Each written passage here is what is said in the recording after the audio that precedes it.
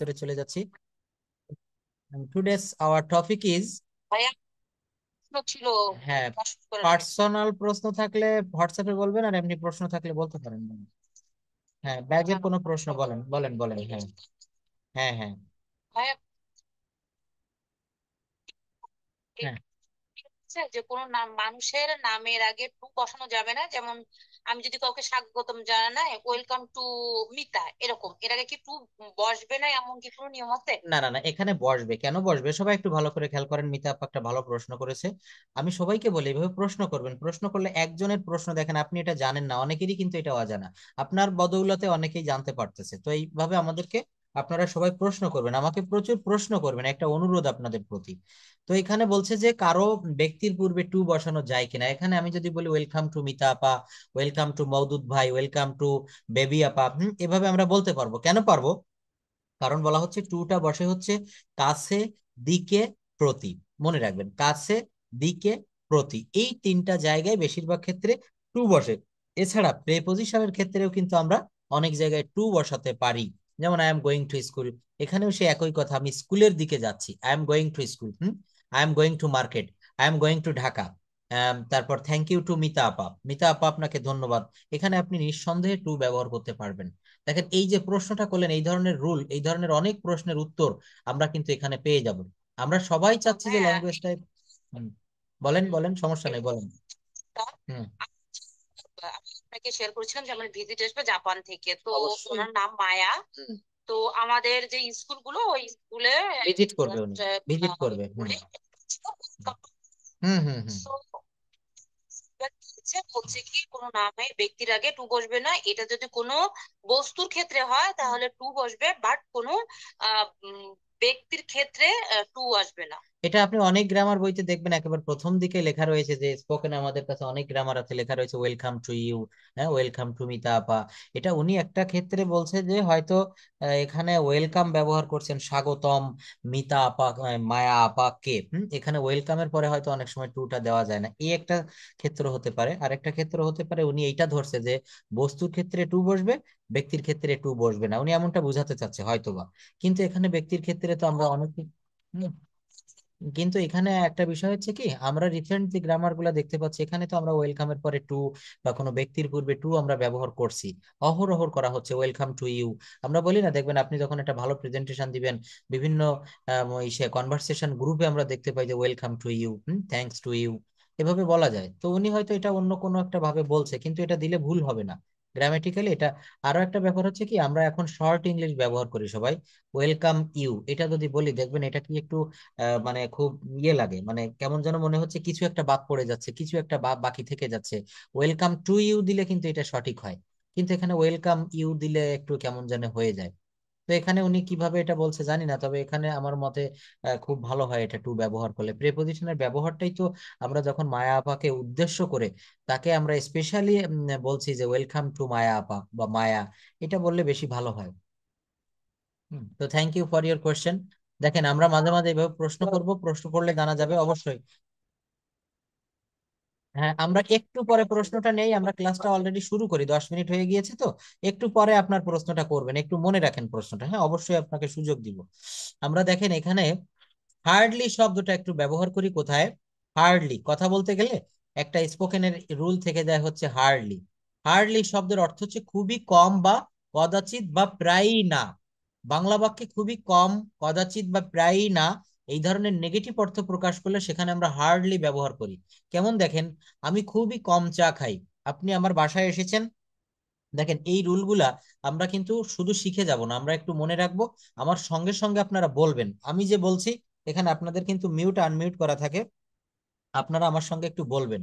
Unmute থাকলে তো আমি শুনতেই পাবো। তো আমার সঙ্গে সঙ্গে কি বলবেন এইভাবে, যে আমি খুবই কম চা খাই, এটার ইংলিশ কি হবে? আই হার্ডলি টেক টি।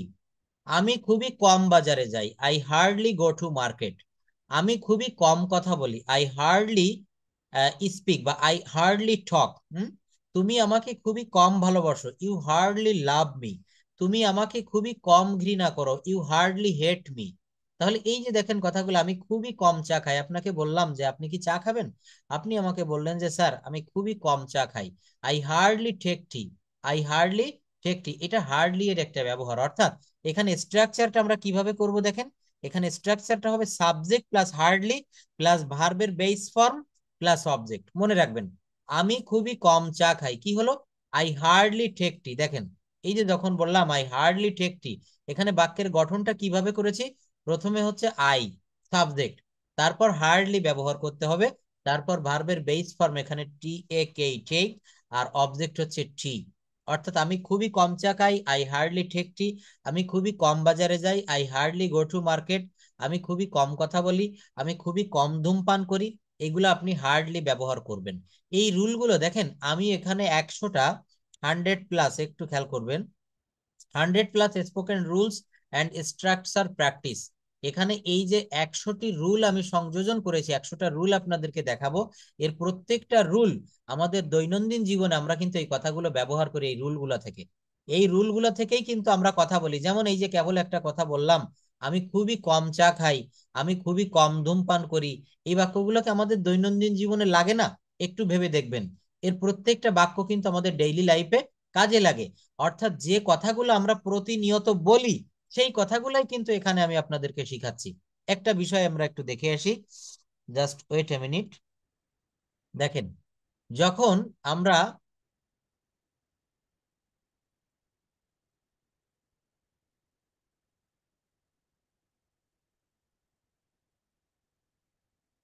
ওকে, যখন আমরা এই শব্দগুলো ব্যবহার করব, কেমন, আপনি বাজারে গিয়েছেন কোনো কিছু কেনাকাটা করার জন্য, তো আপনি দোকানে গিয়ে দোকানদারকে বলছেন যে এটা কি তাজা, এই সবজিটা কি তাজা। আমরা যারা স্পোকেন ইংলিশ শিখতে চাই, এই ক্লাসগুলো খুব ভালোভাবে খেয়াল করবেন। তো এটি কি তাজা, এটার ইংলিশ কি হবে, is it fresh, is it fresh. তো আপনাকে শপকিপার দোকানি বলছে যে ইয়েস ইট ইজ ফ্রেশ। আর যদি বলেন আপনি জানতে চাচ্ছেন যে এটি কি পচা, তখন কি বলতে হবে, ইজ ইট রোটেন। দোকানদার আপনাকে বলছে no, it's not rotten, it's not rotten. এটা কি সস্তা, is it cheap, is it cheap. দোকানদার কি বলছে, ইয়েস ইট ইজ চিপ, হ্যাঁ এটি সস্তা। এটি কি তাজা, is it fresh, yes it is fresh. আপনি জানতে চাচ্ছেন যে এটা কত করে বা এটার দাম কত, কিভাবে বলবো, হাউ মাস ইজ দিস। দেখেন, এটা কত করে, হাউ মাস ইজ দিস, এটা 100 টাকা করে, ইটস 100 টাকা, ইটস 100 টাকা। এটা কি আমদানি করা, ইজ দিস ইম্পোর্টেড। অর্থাৎ আপনি জানতে চাচ্ছেন তার কাছে, শপকিপারের কাছে, যে এটা কি আমাদের দেশীয় সবজি বা দেশীয় ফল, অথবা এটা কি আমদানি করা। কি হবে, is it imported, is it imported. No, এটা স্থানীয়, এটা কি হবে, এটা আমাদের স্থানীয়। দেখেন, দোকানদার আর একজন ক্রেতার ভিতরে কিভাবে কত সুন্দর একটা কনভারসেশন। কি বলছে, না এটা স্থানীয় পণ্য, no it's a local product. Local product অর্থ স্থানীয় পণ্য। এটার দাম কত, what's the price of this, এটার দাম 200 টাকা, দ্য প্রাইস অফ দিস 200 টাকা। আপনি কি ডেলিভারি করেন, ডু ইউ ডেলিভার, আপনি কি ডেলিভারি অর্থাৎ হোম ডেলিভারি, দেখেন একবেন, এখন কিন্তু দারাজ রয়েছে, তারপরে বিভিন্ন রকমের হোম সার্ভিস রয়েছে। অর্থাৎ কি আপনার বাসায় আপনি যেটা চাচ্ছেন, আপনি অনলাইনে অর্ডার করলে বাসায় পৌঁছে যাবে। তো বলছে do you deliver, no we don't deliver, না আমরা ডেলিভারি করি না। এটি কি স্থানীয় পণ্য, কি হবে, is it local product, yes. আর এটা কি আমদানি করা, নো ইটস ইম্পোর্টেড। এটা কি ভালো মানের, আমরা প্রায় কিন্তু এই শব্দটা, এই সেন্টেন্সটা আমাদের বলা প্রয়োজন পড়ে। এটি কি ভালো মানের, is this of good quality. দেখেন, is this of good quality, আমরা আগামীকাল থেকেই যারা আমরা বাইরে যাই, কেনাকাটা করতে যাই, এই সেন্টেন্স গুলা একটু ব্যবহার করবেন প্লিজ। আমি আবারও বলছি, এই সেন্টেন্স গুলা, আপনি হয়তো বলতে পারেন স্যার দোকানদারকে বললে দোকানদার তো বুঝবে না, সে তো বাঙালি, আমি তো এই কথাগুলো যদি বলি সেখানে আমাকে সে বলবে, অপমান, ইনসাল্ট করবে, যে দেখেন একটু ইংরেজিতে নেই, আমাদের সাথে ইংরেজিতে কথা বলছে। আপনি কি করবেন, এখানেও একটা সিস্টেম আছে, সুন্দর একটা ওয়ে আছে। আপনি এটা মনে মনে বলবেন দোকানদারের সঙ্গে, কি বলবেন, এটা কি ভালো মানের। আমরা প্রায় কিন্তু এই শব্দটা, এই সেন্টেন্সটা বলা লাগে আমাদের, is this of good quality, is this of good quality. দোকানদার বলছে yes it's of good quality. এটা, এই আমটার দাম কত, এখন আমের সিজন না, বাজারে অলরেডি পাকা আম এসে গেছে। How much is this mango, দেখেন how much is this mango, এই আমটার দাম 30 টাকা, দিস ম্যাঙ্গো ইজ 30 টাকা। তারপর দেখেন, দোকানটা কখন খোলে, when does the shop open, কি বলা হচ্ছে, দোকানটা কখন খোলে। তারপর দোকানদার কি বলছে, the shop opens at 9 AM। The shop opens at 9 AM। যারা আমরা ফরেন কান্ট্রিতে যেতে চাচ্ছি বা আমরা যাই মাঝে মাঝে, এখানে অনেকেই আছেন বেবি আপার ছেলেমেয়েরা আমেরিকাতে থাকে, তো দেখবেন এই আমেরিকাতে গেলেই কিন্তু আপনাকে there is no use of Bengali, any single Bengali word, you have to use English to English. তো দোকানে গিয়েছেন, আপনি কেনাকাটা করবেন, তখন দোকানদারের সামনে আপনি যদি এই শব্দগুলা বলেন, আপনি সেই দোকান থেকে সব কিছু সুন্দর করে কিনে আপনি বাসায় ফিরতে পারবেন। কিন্তু আমি যদি বাংলা শব্দ ব্যবহার করি, সে কি কিছু বুঝবে? কোনো কিছু বুঝবে? বুঝবে না। তাহলে এই জায়গাগুলোতে আমাকে কি করতে হবে? এই শব্দগুলো, এই ডায়লগ গুলো শিখতে হবে। আপনি আমার বাসায় এসেছেন, আমি বললাম আপনি চা খান, প্লিজ চা করে দিই, আপনি বললেন আই হার্ডলি টেক টি, আমি খুবই কম চা খাই। You hardly love me, you hardly send me some money, তুমি আমাকে খুবই কম টাকা পাঠাও। তাহলে এগুলো কিন্তু আমরা হার্ডলি ব্যবহার করব। স্ট্রাকচারটা হচ্ছে subject plus hardly plus verb plus object. মনে রাখবেন, এখানে স্ট্রাকচার মনে না থাকলেও আপনার যদি কয়েকটা সেন্টেন্স মনে থাকে, এখান থেকে আপনি স্ট্রাকচার তৈরি করতে পারবেন। আমি খুবই কম চা খাই, আই হার্ডলি টেক টি, কি হবে? আই হার্ডলি টেক টি। দেন এখানে লাইকলি টু, দেখেন সম্ভাবনা, এই যে শব্দটা বললাম না, লাইকলি টু, সম্ভাবনা, এইটা দিয়ে আমরা কিভাবে বাক্য করতে পারি? হাফিজের এ প্লাস পাওয়ার সম্ভাবনা আছে, Hafiz is likely to get A plus. আজ বৃষ্টি হওয়ার সম্ভাবনা আছে, it's likely to rain today. তার স্কলারশিপ পাওয়ার সম্ভাবনা আছে, it's likely to get a scholarship. ফিরোজের রাঙ্গামাটি যাওয়ার সম্ভাবনা ছিল, তোমার চাকরি পাওয়ার সম্ভাবনা ছিল, আজ সকালে বৃষ্টি হওয়ার সম্ভাবনা ছিল, তাই না?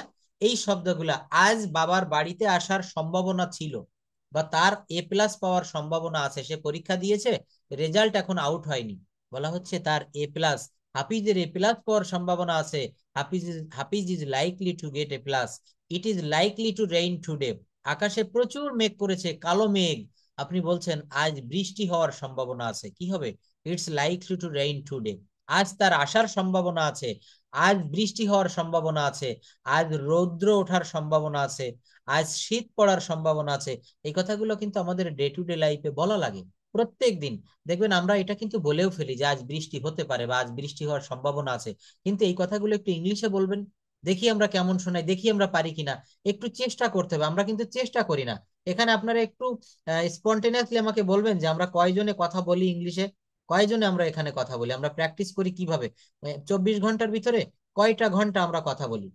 বেবি আপা প্লিজ একটু বলতে হবে, এখানে কথা বলবো আমরা সবাই। ইমরান আহমেদ, সজীব ভাইয়া, আমরা একটু চেষ্টা করব কথা বলার জন্য। আমরা শুধু গ্রামার শিখে যাই, আমরা মাসের পর মাস, বছরের পর বছর গ্রামার শিখলে কি কাজ হবে? আপনি যদি এই জায়গাটা প্র্যাকটিস না করেন, গ্রামার অবশ্যই লাগবে, টেন্স লাগবে, সেন্টেন্স লাগবে, পার্টস অফ স্পিচ লাগবে, কিন্তু কথা বলতে গেলে মেইন যে জিনিসটা প্রয়োজন সেটা হচ্ছে আমাদের প্র্যাকটিস। গ্রামার না জেনেও কিন্তু কথা বলছে, কিভাবে কথা বলছে?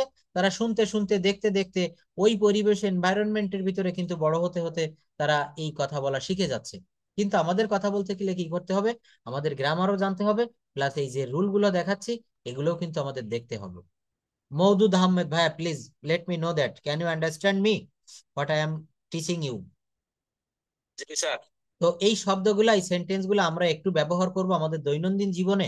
আমরা যদি কথা বলি, দেখবেন আমরা প্রেজেন্টেশন দিব, আমরা যে কোনো বিষয়ের উপর ইনস্ট্যান্টলি কথা বলবো। কথা বলতে গেলেই আমাদের ভুলগুলা ধরা পড়বে, আর এই ভুল থেকেই আমরা শিখতে পারি। ভুল করার ভিতরেই কিন্তু জীবনের অপার সম্ভাবনা লুকিয়ে আছে, মনে রাখবেন। ভুল না করলে কখনো শেখা যায় না।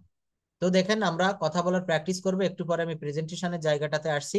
তো আরো কয়েকটা রুল আমি দেখাই। লাইকলি টু অর্থ হচ্ছে সম্ভাবনা। বাংলা বাক্যের শেষে সম্ভাবনা আছে বা ছিল এমন থাকলে আমরা লাইকলি টু ব্যবহার করব। কি ব্যবহার করব? Likely to. হাফিজের এ প্লাস পাওয়ার সম্ভাবনা আছে, Hafiz is likely to get A plus. মনে রাখবেন এই কিওয়ার্ডটা, লাইকলি টু। আজ বৃষ্টি হওয়ার সম্ভাবনা আছে, it is likely to rain today. তার স্কলারশিপ পাওয়ার সম্ভাবনা আছে, he is likely to get a scholarship. ফিরোজের রাঙ্গামাটি যাওয়ার সম্ভাবনা ছিল। এই দেখেন এতক্ষণ আমরা ইজ ব্যবহার করেছি। টেন্স যদি প্রেজেন্ট টেন্সে হয়, আমরা প্রেজেন্ট ফর্ম ব্যবহার করব, এম ইজ আর ব্যবহার করব।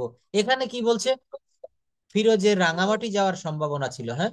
এই যে যখন এখানে পাস্ট ফর্ম হয়ে যাবে, তখন কিন্তু ইজের জায়গায় আপনাকে ওয়াজ করতে হবে। ফিরোজের রাঙামাটি যাওয়ার সম্ভাবনা ছিল, ফিরোজ অজ, ফিরোজ অজ, এখানে ইজ দেওয়া যাবে না। Firoz is likely to go to Rangamati.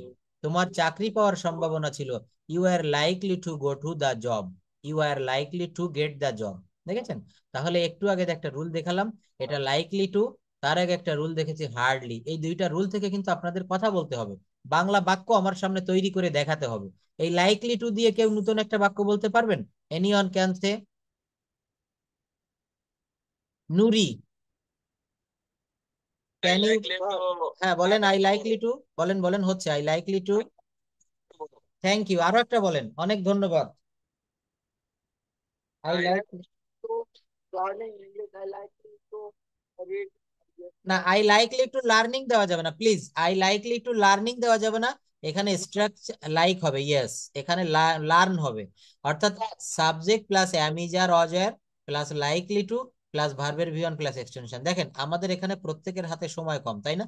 তো আপনারা কি করবেন জানেন, এখানে এই রুল থেকে একটা রুলের অধীনে আমি 4টা 5টা বাক্য লিখেছি। আপনারা যদি পারেন আরো 4টা 5টা বাক্য, নতুন বাক্য খাতায় লিখবেন। দেখবেন এই রুলটা আর কখনো কোনোদিন আপনি ভুলবেন না, ইচ্ছা করলেও ভুলতে পারবেন না। কি করতে হবে? স্যার, হ্যাঁ বলেন। এটা বলা যায় ইট ওয়াজ রেইনিং লাইকলি টু? না, লাইকলি টুটা প্রথমে দিবেন, ইট ওয়াজ লাইকলি টু রেইন, এটা বৃষ্টি হওয়ার সম্ভাবনা ছিল, হ্যাঁ। আর যদি এইটা দেন যে আজ বৃষ্টি হওয়ার সম্ভাবনা আছে, তখন ইজ আচ্ছা। ব্যবহার করবেন, ঠিক আছে? অর্থাৎ টেন্সটা আপনাকে ঠিক রাখতে হবে। আপনি যদি এখানে ওয়াজ লাইকলি টু, এখানে যদি ওয়াজ লাইকলি টু দেন, তাহলে এটা পাস্ট ফর্ম হয়ে গেল, আপনার বাক্য ঠিক আছে যে it was likely to rain yesterday, গতকাল বৃষ্টি হওয়ার সম্ভাবনা ছিল। অথবা আজ, আজকে হলে ইজ হবে, এই যে ইট is likely to rain today, এই বাক্যটা দেখেন আজ বৃষ্টি হওয়ার সম্ভাবনা আছে, তখন আপনাকে এখানে ভার্বের এই প্রেজেন্ট ফর্ম ব্যবহার করতে হবে, it is likely to rain today. Hmm, এইগুলো দিয়ে আপনারা নিজেরা অনেক বাক্য তৈরি করবেন। এবার আরেকটা আমরা স্পোকেনের রুল দেখি, অ্যাজ অফেন অ্যাজ, এটার বাংলা কি জানেন? যতবার ততবার।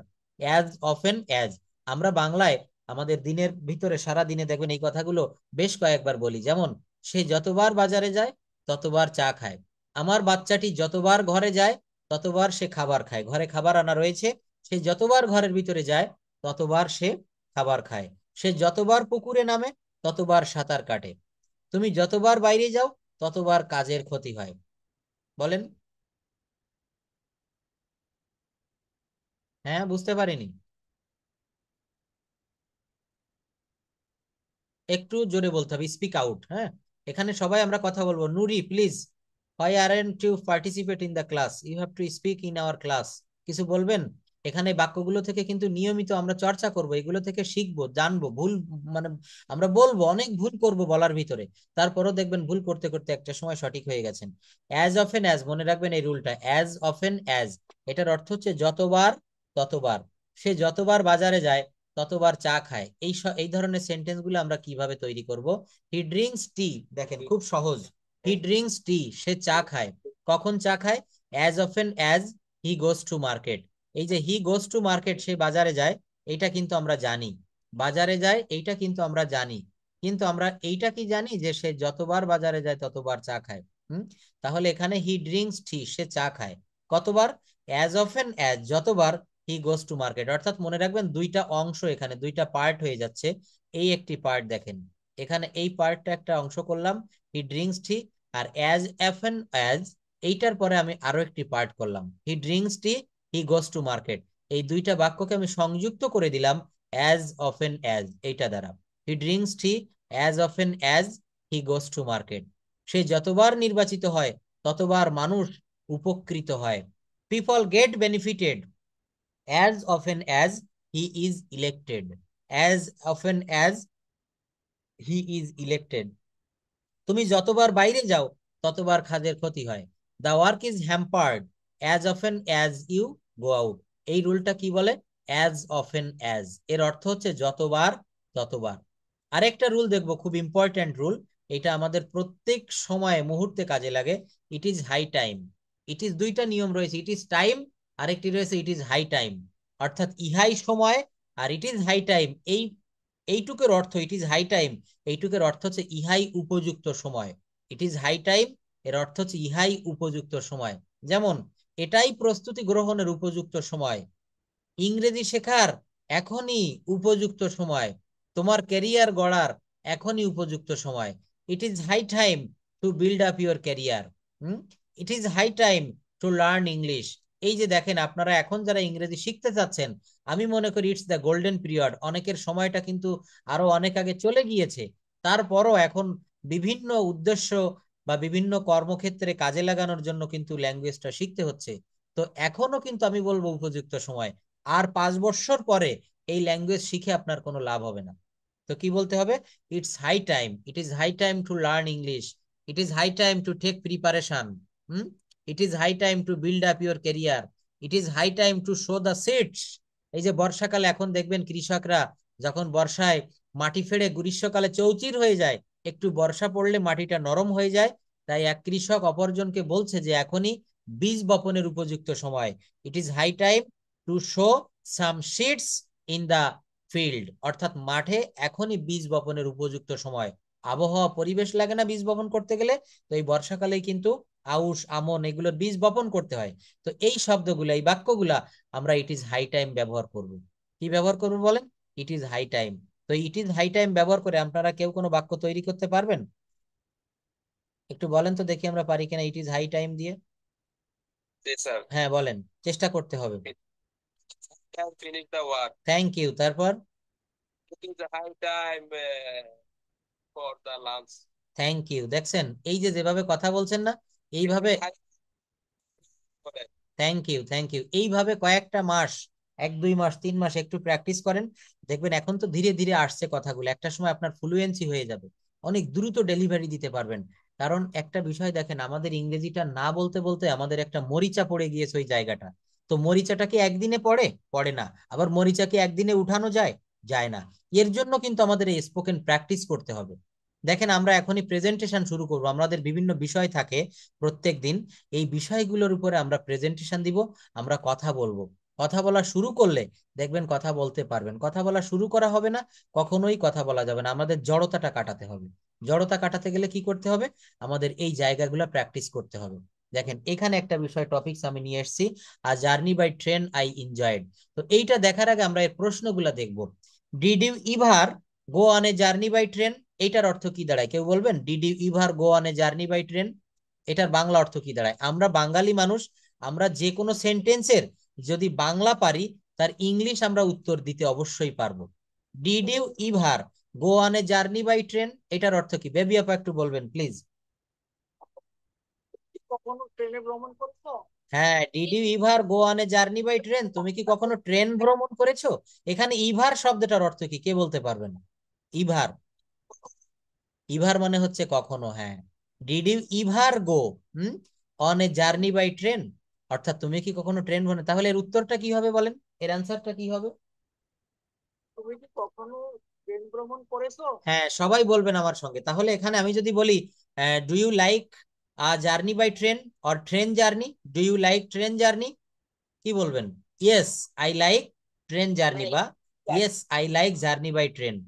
From where you went to journey, বা why you arranged a train journey, কেন আপনি একটা ট্রেন ভ্রমণের আয়োজন করেছিলেন?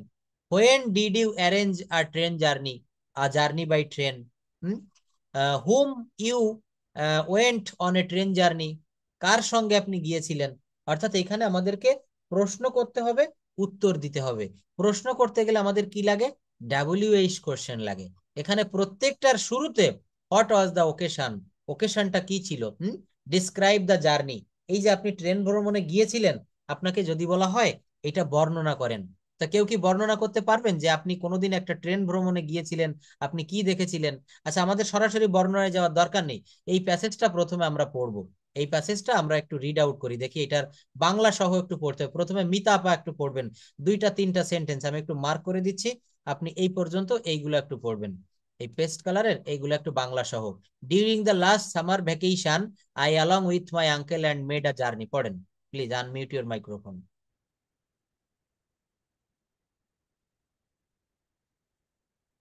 মিতা আপা, can you hear me? Yes ma'am. Yes, এটা একটু পড়তে হবে।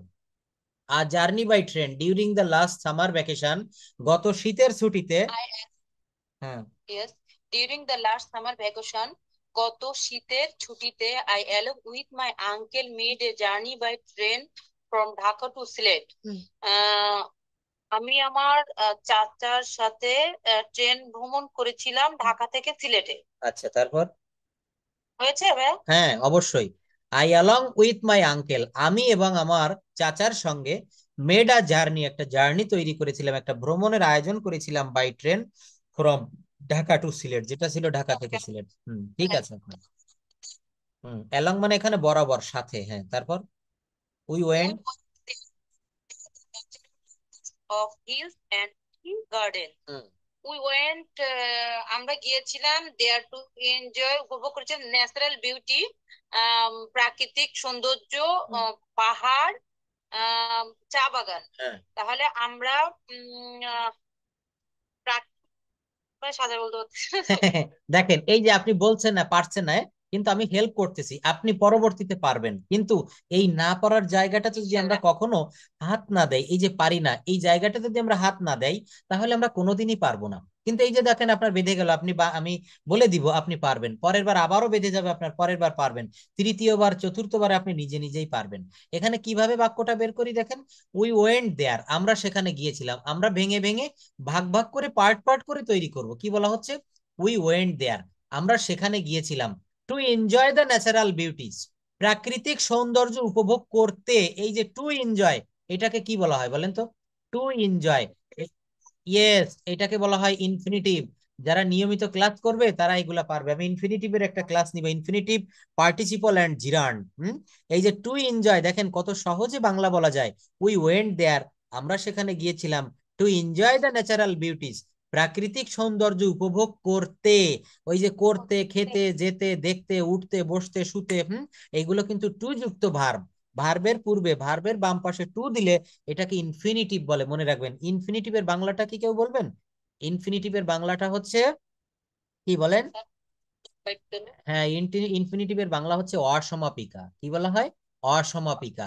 যদি বলা হয় আমি, যদি বলা হয় আমি ভাত খেতে, I want to eat rice, তো এই যে আমি ভাত খেতে, টু ইট, এটা বললে দেখবেন মনে মনে আরো কিছু শোনার ইচ্ছা বা আকাঙ্ক্ষা থেকে যায়। আমি ভাত খেতে কি, আমি ভাত খেতে চাই, আমি ভাত খেতে চেয়েছিলাম, আমি ভাত খেতে যেতে চেয়েছিলাম। এই দেখেন এইগুলোকে হচ্ছে ইনফিনিটিভ বলা। তো এই যে বলা হচ্ছে we went there to enjoy, আমরা সেখানে গিয়েছিলাম উপভোগ করতে। কি উপভোগ করতে? The natural beauties of hills and tea gardens. অর্থাৎ বাক্যটা এইভাবে এক বাক্যে বলা যায়, আমরা সেখানে গিয়েছিলাম পাহাড় এবং চা বাগানের সৌন্দর্য উপভোগ করতে। বিউটিস মানে হচ্ছে সৌন্দর্য। তাহলে পুরা বাক্য কি হলো, উই ওয়েন্ট দেয়ার, আমরা সেখানে গিয়েছিলাম, two enjoy the natural beauties of hills and tea gardens, আমরা সিলেটে গিয়েছিলাম পাহাড় এবং চা বাগানের সৌন্দর্য উপভোগ করতে। এই যে টু যুক্ত এনজয়, টু যুক্ত ভার্ব, এটাকে বলা হচ্ছে ইনফিনিটিভ। তারপরে পড়েন, উই রিচড দ্য স্টেশন। ভাই আমি বাক্যটা আবার একটু বলি। অবশ্যই। হুম। Beauties of and tea garden. হুম। আমরা সিলেটে গিয়েছিলাম, সরি, আমরা সেখানে গিয়েছিলাম, দেয়ার মানে সেখানে। সেখানে হুম। সেখানে গিয়েছিলাম সরি পাহাড় এবং চা বাগানের সৌন্দর্য উপভোগ করতে। এইবার হয়েছে, হ্যাঁ, উই রিচড দ্য স্টেশন। হুম।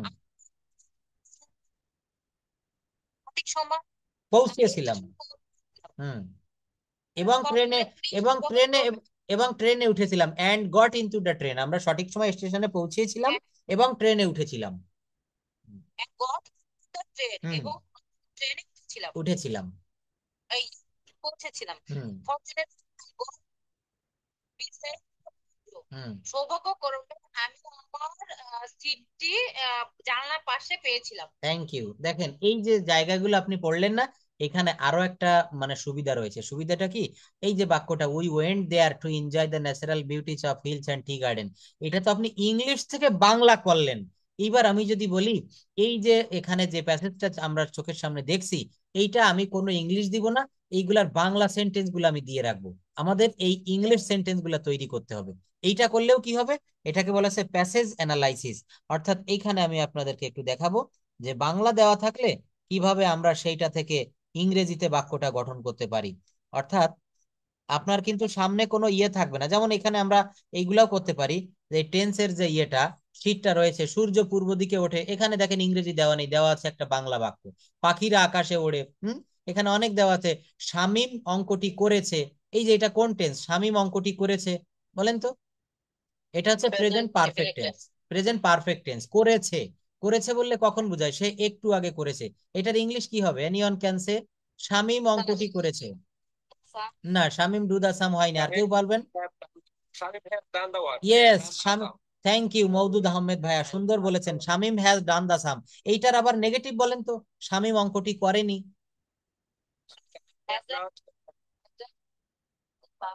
না, এই হ্যাজেন্ট দিলে মনে রাখবেন হ্যাজ, হ্যাভ, হ্যাড, এটা দিলে ভার্বের ভি3 হয়। তাহলে Shamim has done the sum, Shamim has not done the sum. Hasn't. হ্যাঁ। তারপর যদি বলা হয় শামিম কি অঙ্কটি করেছে? Have Shamim has Shamim done the sum, has Shamim done the sum, শামিম কি অঙ্কটি করেছে? এবার নেগেটিভ ইন্টারোগেটিভ বলেন, শামিম কি অঙ্কটি করেনি? ওই yes, hasn't Shamim done the সাম। দেখেছেন? তাহলে আমরা একটা বাক্যকে কিভাবে সেই বাক্যটা আমরা অ্যাফার্মেটিভ থেকে নেগেটিভ, নেগেটিভ থেকে ইন্টারোগেটিভ, ইন্টারোগেটিভ থেকে নেগেটিভ ইন্টারোগেটিভ করছি। একটা বাক্যকে যদি 4 ভাবে আমরা মুভ করতে পারি, আপনি কেন কথা বলতে পারবেন না? আপনি মনে মনে এটা বলছেন যে নাও আই এম ইটিং রাইস, আমি এখন ভাত খাচ্ছি। আপনাকে আমি বললাম যে আপনি এখন what are you doing now. এখানে যে কোনো একজনকে আমি প্রশ্ন করলাম what are you doing now, আপনি বললেন sir I am eating rice now. তো আমি যদি বলি এটা নেগেটিভ কি হবে, আপনি অবশ্যই পারবেন, আপনাকে পারতে হবে, তাহলে আপনি ইংলিশে কথা বলতে পারবেন। কেন পারবেন? দেখেন, I am eating rice now, এটা নেগেটিভ খুবই সহজ। Now I am not eating rice, বা I am not eating rice now, আমি এখন ভাত খাচ্ছি না। আমি কি এখন ভাত খাচ্ছি? তখন কি করতে হবে? ওই অক্সিলারি ভার্বটাকে সবার প্রথমে আনতে হবে। Am I eating rice now, am I eating rice now, আমি কি এখন ভাত খাচ্ছি না? Am not I eating rice now, বা এইন্ট আই ইটিং রাইস নাও।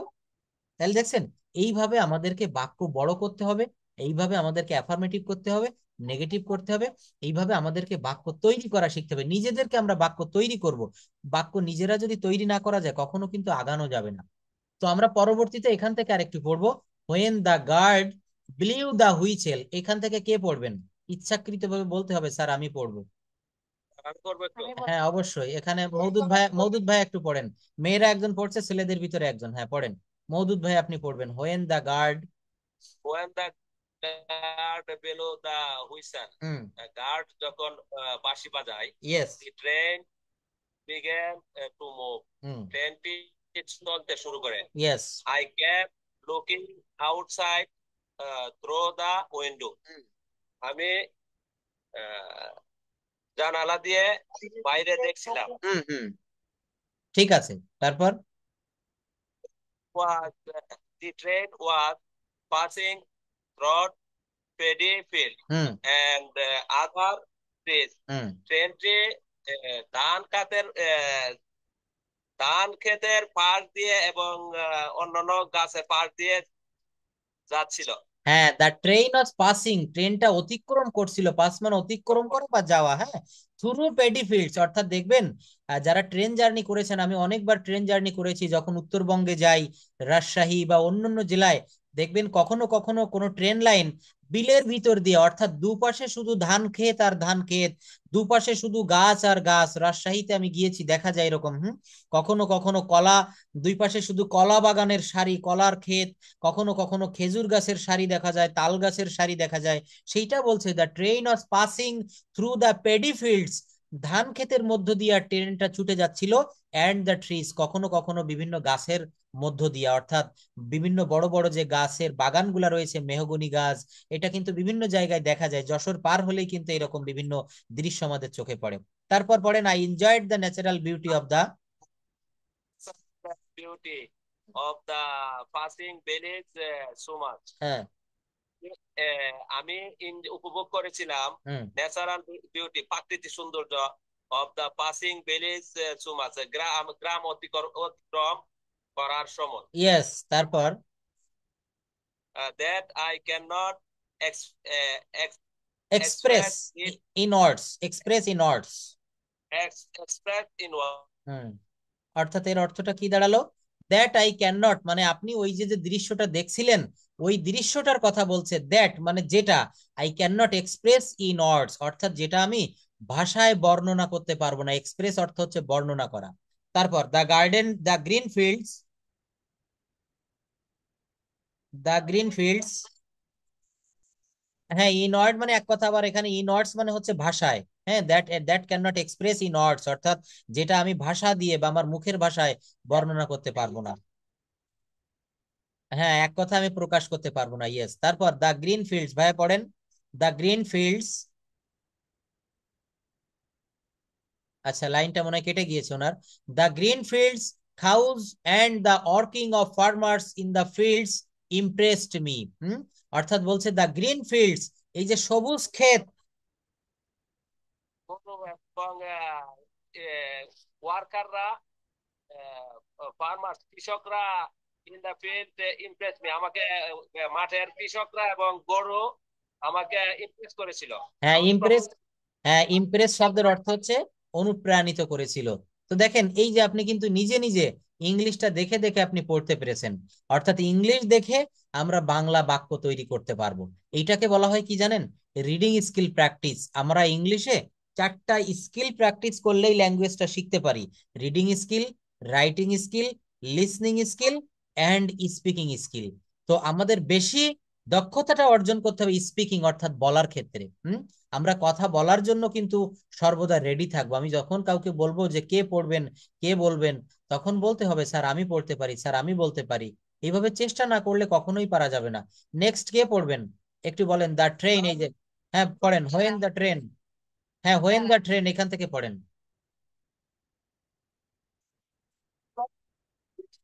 যখন ট্রেনটি বড় স্টেশনে থামছিল, হুম ওই এক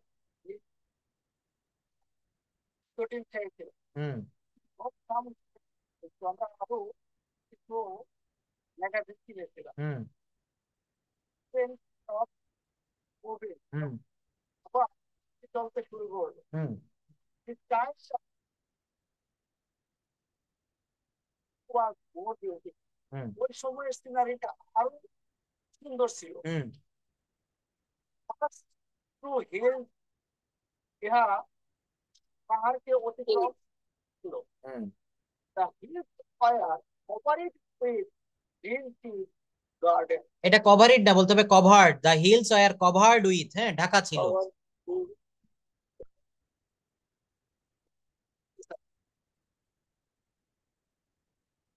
তারপর বলতে হবে my joy knew no bounds. এইটার অর্থ কেউ বলতে পারবেন? এইটুকুর অর্থ কি হবে? My joy knew no bounds. এই দেখেন, এই যে মাই জয়, আমার আনন্দ, নিউ নো বাউন্ডস, এটার অর্থ কি দাঁড়াবে?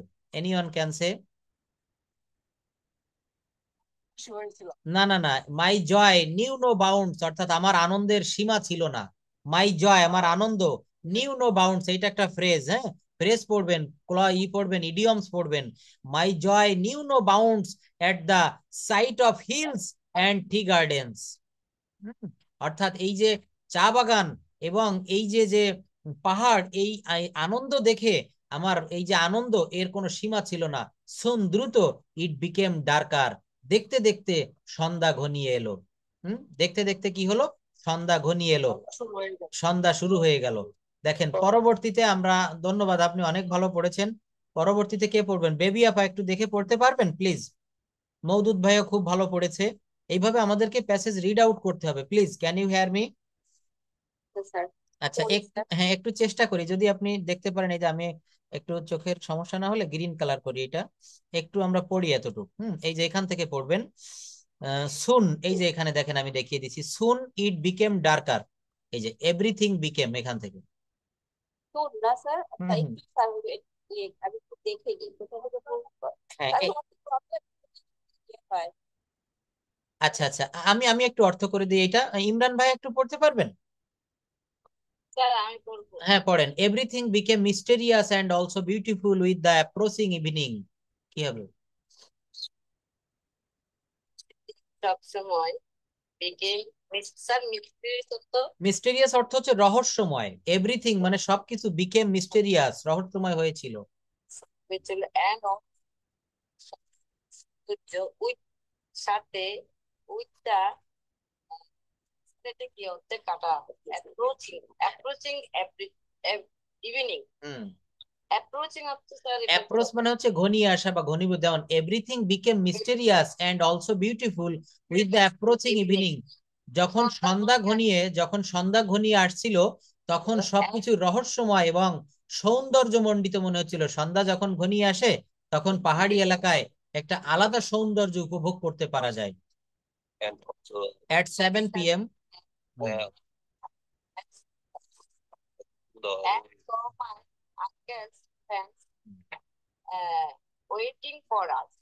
যখন 7টা বাজে 7 p.m. we reached the station. আমরা অপেক্ষা করছিলাম and saw my uncle, আমাদের দাদা friend waiting for আমাদের জন্য অপেক্ষা করতেছিল। We felt relieved and enjoyed the rest of the days very much, very much. Felt relieved and enjoyed. Enjoy মানে আমরা আনন্দ করছিলাম এবং অপেক্ষা করতে রেস্ট এবং বিশ্রাম করেছিলাম of the days very much, ওই দিনটার জন্য। It was the most pleasant journey in my life. আমার জীবন খুব গুরুত্বপূর্ণ একটা জার্নি ছিল। রিমেম্বার আমার স্মরণীয় দ্য জার্নি ফরএভার। দেখেন এখানে বাংলাটা হবে আই উইল রিমেম্বার, আমি স্মরণ করব, দ্য জার্নি ফরএভার, অর্থাৎ আমার এই যে ভ্রমণটা, আই উইল রিমেম্বার, আমি স্মরণে রাখবো, মনে রাখবো, দ্য জার্নি ফরএভার, চিরদিনের জন্য আমার এই জার্নিটা, এটা আমি স্মরণ রাখবো বা মনে রাখবো। অর্থাৎ এই যে জার্নিটা আমি গিয়েছিলাম ট্রেন ভ্রমণে, এটা আমি চিরদিন মনে রাখবো, সারা জীবন আমার মনে থাকবে। তো দেখেন এইখানে প্রত্যেকটা সেন্টেন্স কোনো না কোনো টেন্সের ভিতরে পড়েছে। এই যে যেমন স্পোকেনের যে রুল গুলো দেখাচ্ছি, কোনো না কোনো রুলের ভিতরে পড়েছে। তো আমরা এইভাবে স্পোকেনও করব, আমরা এই রুল গুলাও শিখবো। শুধু স্পোকেন করলে আমরা রুল থেকে পিছিয়ে পড়বো, আবার শুধু রুল শিখলে আমরা কখনোই কথা বলতে পারবো না। তো দুইটা বিষয়ই কিন্তু আমরা প্রতিদিন আমাদের আইটেমে রাখবো। Can you hear me? Can you understand? তো দেখেন এইভাবে কিন্তু আজকে যেহেতু আমাদের হাতে একটু সময় কম, আমরা আরো একটা বিষয় একটু দেখি, প্রেজেন্টেশনের দিকে আমরা একটু যেতে চাচ্ছিলাম। তো আমাদের ডেইলি অ্যাক্টিভিটিজের উপরে একটু কথা বলবো আমরা। ডেইলি অ্যাক্টিভিটিজ আমরা সকাল থেকে সন্ধ্যা পর্যন্ত এখানে এক একজন এক এক রকমের পেশায় রয়েছি। তো যারা হাউস ওয়াইফ রয়েছি তারা তাদের ঘরের কাজ আপনি কখন শুরু করেন, কিভাবে করেন, যারা আমরা বাইরে জব করি বা যারা আমরা বিদেশ যেতে চাচ্ছি, আপনি কি কি পড়াশোনা করে দিন কাটান বা আপনার টোটাল ডেইলি অ্যাক্টিভিটিস কি, এইটার উপরে আমরা একটু কথা বলবো। তো এট ফার্স্ট কে বলবেন? Yes, sir. Namaskar to all of you. হ্যাঁ,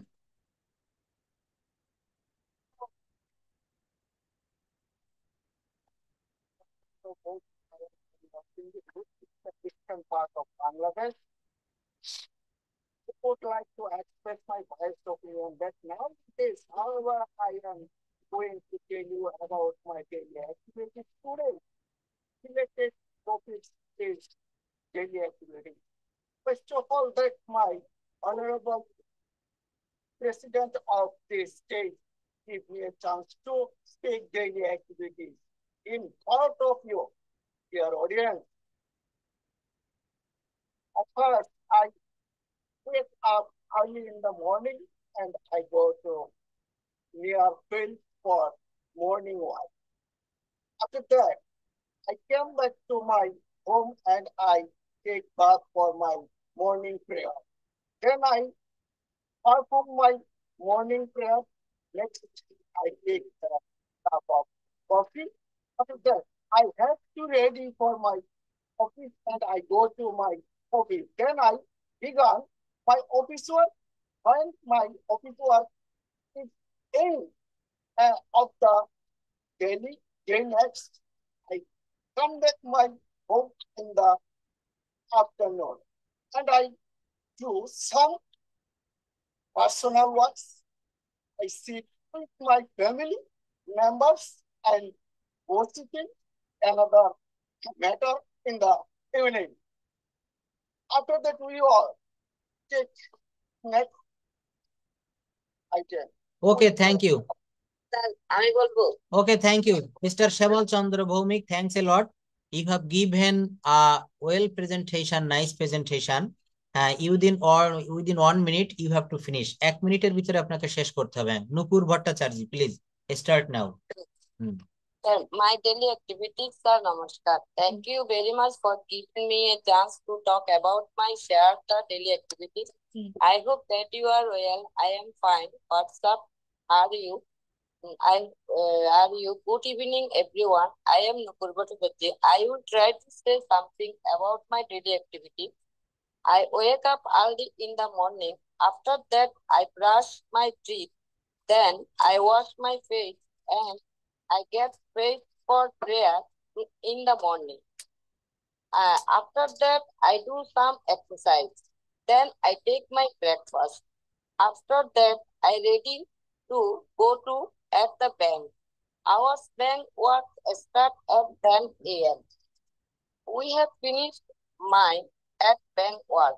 Then I take lunch at 2 p.m.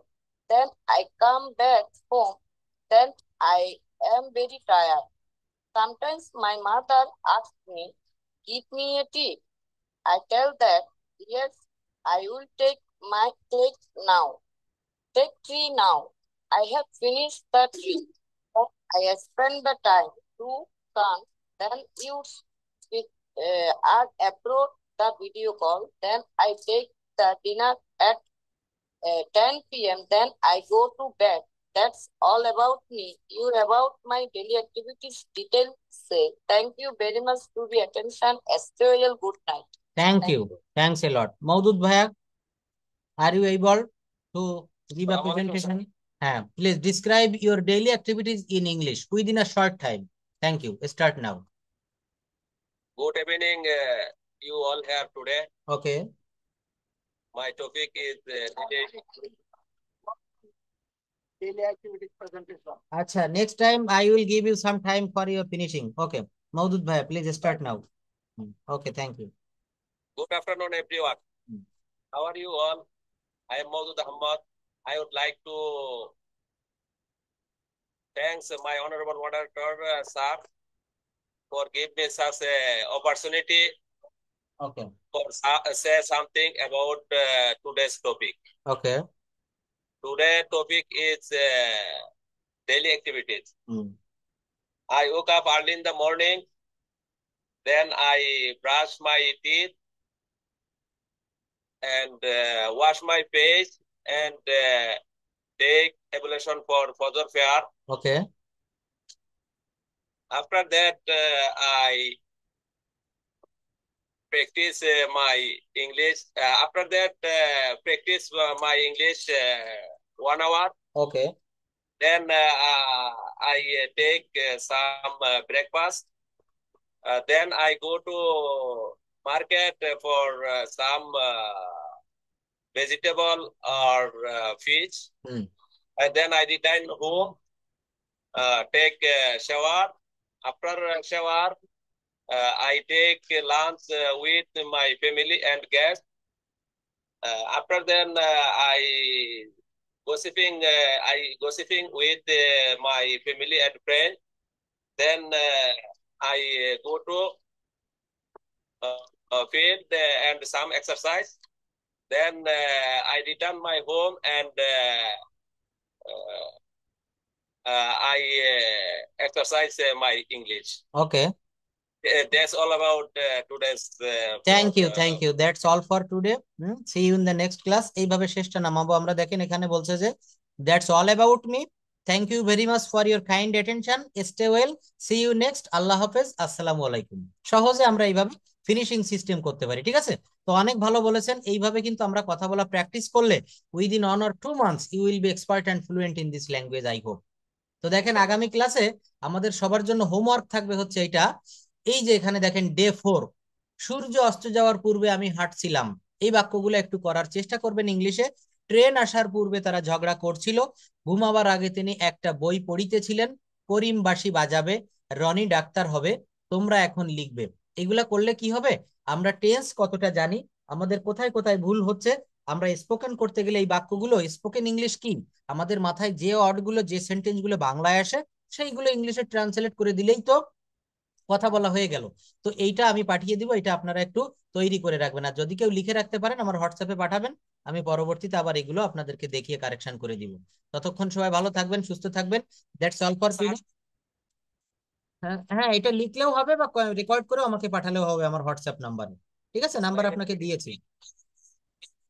হ্যাঁ পিডিএফ দিব, ক্লাস শেষে 1 ঘন্টা পরে আমি আপলোড করে দিয়ে দেবো। পিডিএফ পাবেন, অবশ্যই পাবেন। যে যে পিডিএফ গুলো ক্লাস নিয়েছি প্রত্যেকটা পিডিএফ পাবেন, ক্লাস রেকর্ড পাবেন। That is no problem. Okay Okay. Okay, thank you. Love তো গুড নাইট টু